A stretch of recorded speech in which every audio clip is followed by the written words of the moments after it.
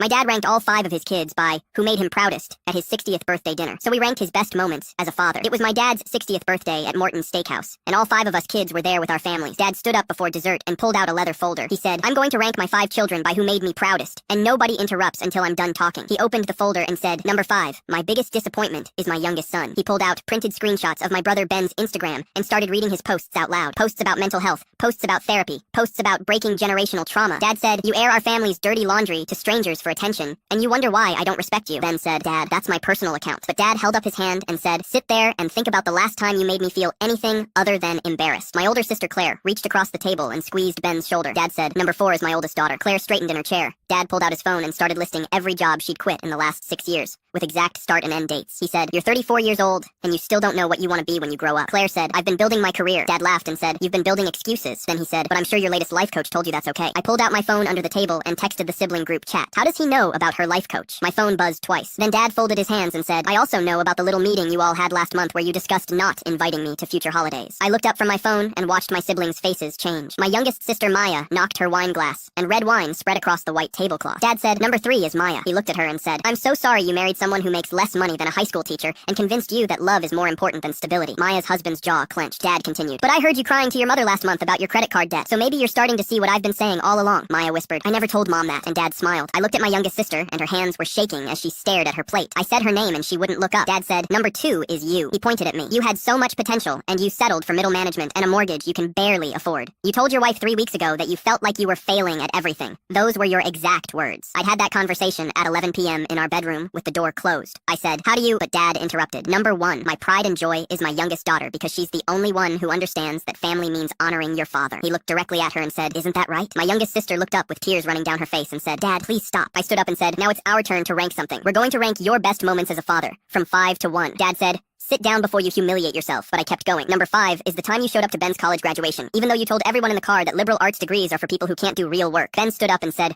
"I didn't speak to you for 6 months after that day." Claire stood up and said, "Number 4 is my wedding day when you told me during the father-daughter dance that I was making the biggest mistake of my life." Dad said, "I was trying to protect you." Claire said, "I got divorced 2 years later and never called you." Maya stood up and said, "Number 3 is when I had a miscarriage, and you said maybe it was for the best since we couldn't afford kids anyway." Dad's face went pale. I said, "Number 2 is every single time you told me that disappointment was your dominant emotion when you looked at me." Dad stood up and said, "I have sacrificed everything for you kids. I worked 60-hour weeks so you could have opportunities. And this is how you thank me?" He turned to my youngest sister and said, Tell them what I've done for you." My youngest sister stood up slowly. She said, "Number 1, your best moment as a father was when you had COVID for 2 weeks and couldn't leave your room." Dad's mouth opened, but nothing came out. My youngest sister looked Dad directly in the eyes and said, "I volunteered to drop off your groceries because it meant you couldn't talk, and I would have done anything to keep you quiet." She wiped her tears and said, "Save it for the eulogy. None of us are planning to give one."